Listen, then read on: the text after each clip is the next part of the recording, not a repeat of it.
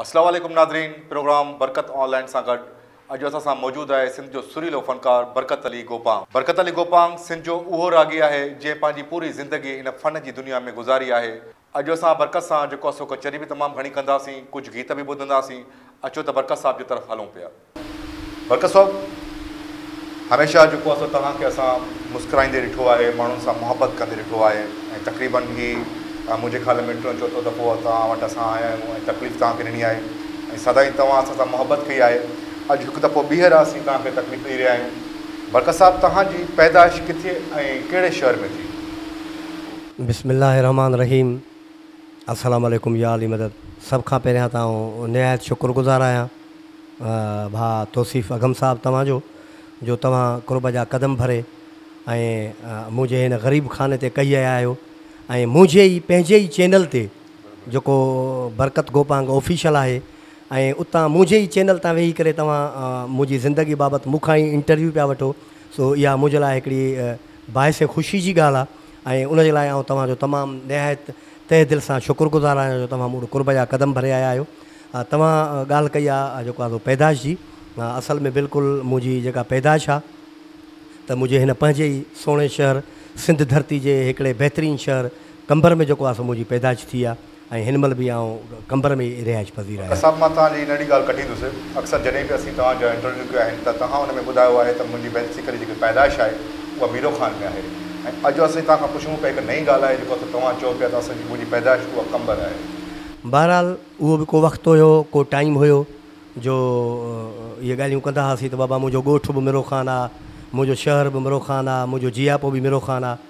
पर हाणे मिरो ख़ान में बिल्कुलु मुंहिंजो कुझु बि कोन्हे। आहे मिरो ख़ान सिंध धरती जो हिकिड़ो सुहिणो शहर, बाक़ी हिन महिल माना बिल्कुलु न को मां मिरो ख़ान जो आहियां, न को जेको आहे सो मुंहिंजो मिरो ख़ान में का मुंहिंजी रिहाइश आहे। बिल्कुलु हाणे मां कंबर जो ई आहियां ऐं कंबर में ई मुंहिंजी रिहाइश आहे ऐं ईअं करे सम्झ त हाणे जेकॾहिं बरकत गोपांग आहे त बरकत गोपांग उहो कंबराई आहे। बरकत साहिबु, फ़न जी दुनिया में तमामु घणी ज़िंदगी तव्हां गुज़ारी आहे। फ़न जी दुनिया में अचण जो सबबु छा आहे? मोहबत आहे या शौक़ु? असल में हीअ जेको फ़न मौसीक़ी आहे इहो असल खां वठी मुंहिंजी दिलि में, मुंहिंजे रूह में हिन फ़न मौसीक़ी सां मुंहिंजो प्यारु हुयो, मुंहिंजो चाह हुयो, जेको अॼु ॾींहं ताईं मुंहिंजो बरक़रार आहे ऐं उमेदु आहे त जेतिरे ताईं ज़िंदगी आहे त बरक़रार रहंदो। हिन फ़न मौसीक़ी में जेको मुंहिंजो अचणु आहे उहो मुंहिंजो पंहिंजो हिकिड़ो दिली शौक़ु, हिकिड़ो दिली इक़रार खणी चइजे। सो उन हवाले सां मां हिन फ़न मौसीक़ी में पंहिंजो पेर पातो। बरकत साहिबु, अॼुकल्ह त मुंहिंजे ख़्याल में तमामु सवलो थी वियो आहे, कोई बि फ़नकार किथे बि ॻाए सघे थो, पर असल हक़ीक़त में सिखणु केतिरो ॾुखियो आहे? असल में तौसीफ़ साहिबु, हीउ जेको फ़न मौसीक़ी आहे उहो दुनिया में ॾिसण में हिकिड़ो ॾाढो सवलो फ़न आहे। पोइ माण्हू जेकॾहिं हिकिड़ो ईअं खणी चइजे त बाबा जेकॾहिं हिकिड़ो ॿकरियूं काहे थो वञे चाराइण त बि उते झूंगारे थो। जेकॾहिं हिकिड़ो माण्हू हिकिड़ो बाबा हाणे मूंखे तड़ो करिणो आहे, वेझणो आहे त बि माण्हू झूंगारे थो। जेकॾहिं कंहिं बि हंधि आहे त मिड़ई माण्हू झूंगारींदो थो वठे। ॾिसण में हीउ फ़न ॾाढो सवलो आहे, पर जॾहिं हिन फ़न में माण्हू पेर पाए थो त हीउ समुंड खां वधीक गहरो, अञा बि वॾो वसी आहे। बहरहाल हीउ हिकिड़ो महिनत जो जहान आहे। जॾहिं हिन फ़न मौसीक़ी में केर बि पेर पाईंदो पोइ उनखे ख़बर पवंदी त दुनिया जो ॾुखे में ॾुखियो जेको कमु आहे, जेको ॾिसण में दुनिया में सवले में सवलो आहे, उहो फ़न मौसीक़ी जेको आहे उहो दुनिया में ॾुखे में ॾुखियो कमु आहे। बरकत साहिबु, हिन वक़्त ताईं तव्हांजा एल्बम केतिरा अची चुका आहिनि मार्केट में? तक़रीबन मुंहिंजो 100 एल्बम मार्केट में अची चुको आहे। सो हाणे पहिरियां त असांजा एल्बम ऑडियो ईंदा हुआ त वॾो जेको आहे सो हिकिड़ो उहो वरी ॿियो जहान हो, ॿियो रुझान हो। हाणे वरी जेको जहान आहे ऐं जेको रुझान आहे उहो मुंहिंजे हिसाब में बिल्कुलु केसर कल्चर वारो दौरु ॾाढो भलो हो। पर हीउ जेको हाणे यूट्यूब जो ऐं जेको सोशल मीडिया जो दौरु अची वियो आहे त मुंहिंजे हिसाब में हीउ अञा बि फास्ट आहे, अञा बि तेज़ आहे। न ॿुधण वारो माण्हू बि असांखे ॿुधे ज़रूरु थो। बरकत साहिबु, लाइव जो त हिकिड़ो हमेशह हिकिड़ो पंहिंजो मज़ो हूंदो आहे। तव्हांखे कहिड़ी शइ में मज़ो आहे, लाइव में या ट्रैक में? लाइव जेको आहे ॻाइणु त उहो वधीक बहितरु ऐं सुठो आहे, छो जो उन में फ़नकार जी ख़बर पवंदी आहे, उनजे परफॉर्म मां ख़बर पवंदी आहे।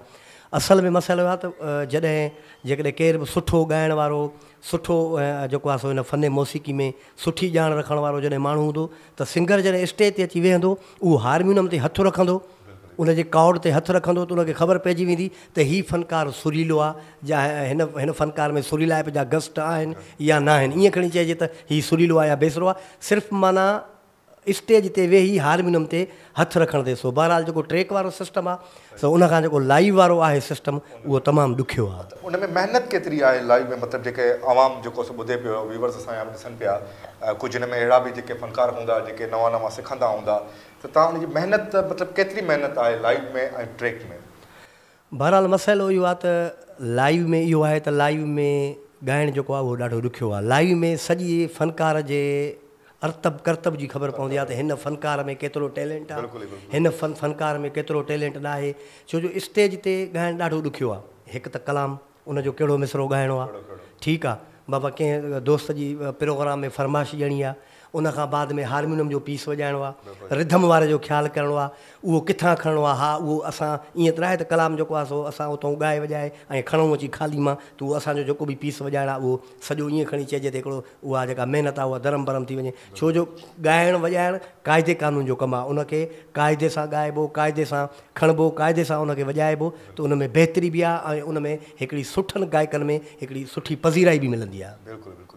बरकत साहब, सिंध में त तमामु वॾा वॾा नाला आहिनि शाइरी जे हिसाब सां, तव्हांजे पसंदि जो कहिड़ो शाइर आहे जेके तव्हां हमेशह ॻायो हुजे वॾे शौक़ सां?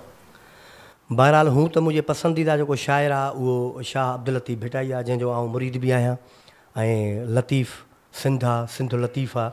सो उनखे आउं शौक़ सां ॻाईंदो आहियां। जेके बि असांजा सूफ़ी औलिया कराम आहिनि सो उन्हनि जी शाइरी त असांजे अखियुनि ते आहे। बाक़ी हिन हिसाब में पीरल कंबर खे आउं दिलि सां ॻाईंदो बि आहियां ऐं उनखे दिलि सां ॿुधंदो बि आहियां। जेकॾहिं ॿियो को उनजो कहिड़ो बि सिंगर जेकॾहिं उनजो सॉन्ग ॻाईंदो आहे त उनखे बि दिलि सां ॿुधंदो आहियां। मां त तव्हांखे तमामु घणे अरसे खां वठी पसंदि कंदो आहियां, पर हिन वक़्तु असांजे ॾिसंदड़नि खे कहिड़ी मतिलबु शइ जेका रूह खे रिझाए, उहा कहिड़ी शइ जेका असांजे आवाम खे तव्हां ॿुधाईंदो? हिन महिल हिकिड़ो बहितरीनु गीत आहे, जेकॾहिं असां पीरल कंबर जो ज़िक्र कयो आहे त जेकॾहिं शाइरी बि पीरल कंबर जी थी वेंदी त मुंहिंजो ख़्यालु आहे महफ़िल खे बि 4 चंड लॻी वेंदा। सो उन में असांजे पीरल कंबर जो हिकिड़ो उर्दू गज़ल आहे, उहो तव्हां दोस्तनि खे ॿुधाईंदुसि। नाज़रीन, पीरल कंबर जो तमामु हिकु सुठो कलाम, अचो त साईं जन खां तव्हां बि मज़ो वठो ऐं असां बि मज़ो वठंदासीं।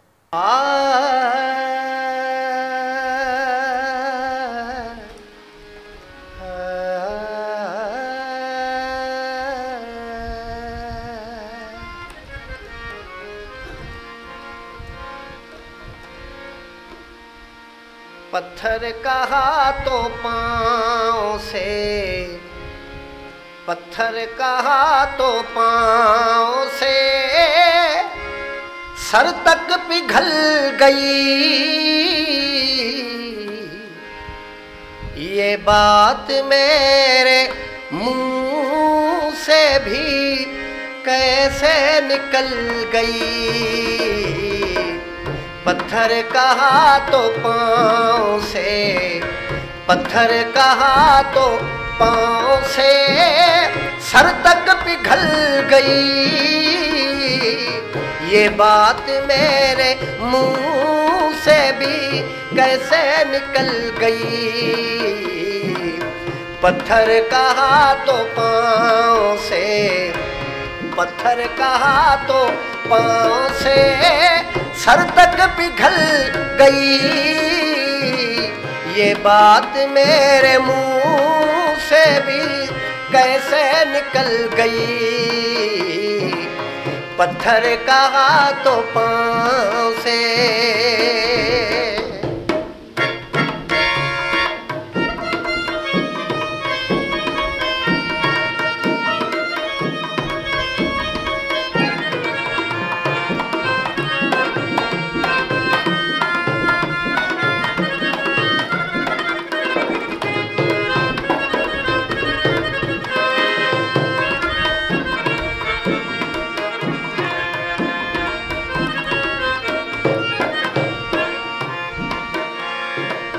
पूरी तरह तो तारे निकले न थे अभी,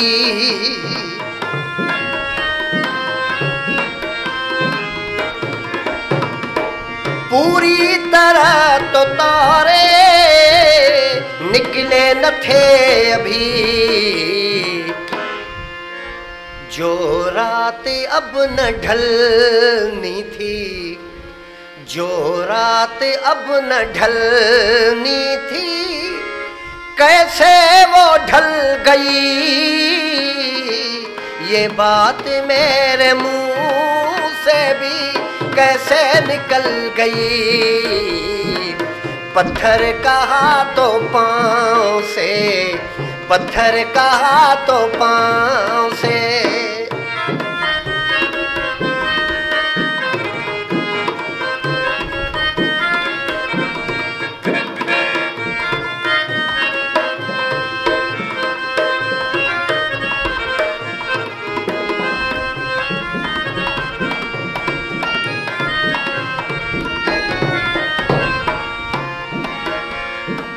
ताजुब है उनकी नजर ने मुझको किया असीर।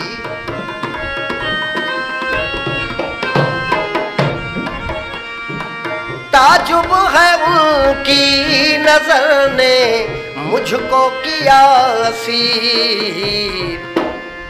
गिर कर मेरी नजर से वो, गिर कर मेरी नजर से वो कैसे संभल गई। ये बात मेरे मुंह से भी कैसे निकल गई।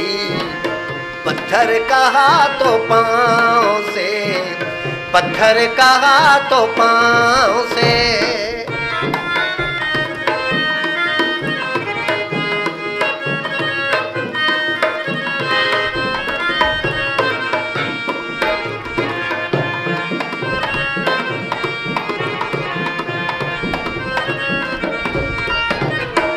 पहचान आज जो भी न पीरल करूंगा क्या।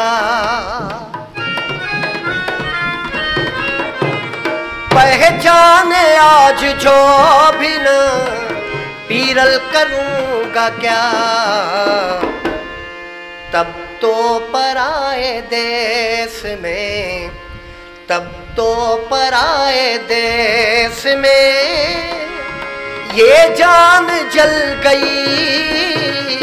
ये बात मेरे मुंह से भी कैसे निकल गई। पत्थर कहा तो पाँव से, पत्थर कहा तो पाँव से सर तक पिघल गई। ये बात मेरे मुंह से भी कैसे निकल गई। पत्थर कहा तो पाँव से, पत्थर कहा तो पाँव से, पत्थर कहा तो पाँव से, पत्थर कहा तो पाँव